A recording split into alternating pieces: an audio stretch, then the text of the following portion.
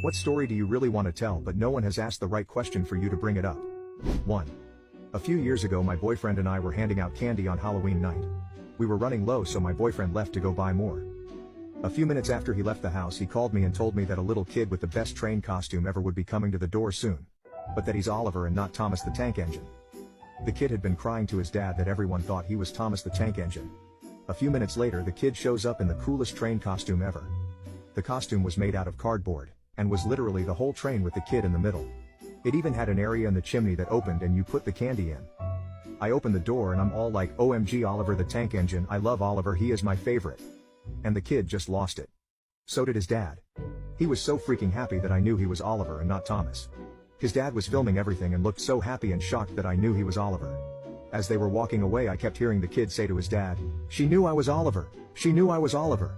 I fucking closed a door and cried. It was so precious. 2. During a visit to Tijuana, a taxi driver tried to mug me but I only had enough cash for the fare. We had a long awkward pause where we just stared at each other not knowing what to do. He then just took the fare and dropped me off at my destination. 3. When I was 10 or 11 I was fast asleep in my bed one night when I woke up to have a coughing fit. I coughed, and then there was my mom standing in the doorway of my room. She doesn't say anything, she just holds up a bottle of medicine and tilts her head to one side as if to offer it to me. I decline, and she walks away. But I keep coughing. So I go to my mom's room and she's very much asleep so I wake her up and ask if I can have that medicine now and of course, she says something along the lines of, "What the hell are you waking me up for, get your ass back in bed, I don't know what you're talking about." And that's when it hit me how out of character it would have been for her to have gotten up and offered me cough syrup silently instead of just making me take it. I was fucking terrified for weeks afterwards that the nice ghost mom would come back. 4.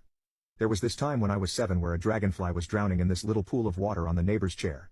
I noticed it and grabbed a stick and very gently pushed it out of the water. It sat there for a couple minutes and I thought it was dead until I saw it twitching a bit. I didn't think it was going to survive but I sat with it anyway. After a couple minutes it flew into the air and hovered in front of me for a second then flew away. I thought that it was trying to thank me but it was probably just a coincidence.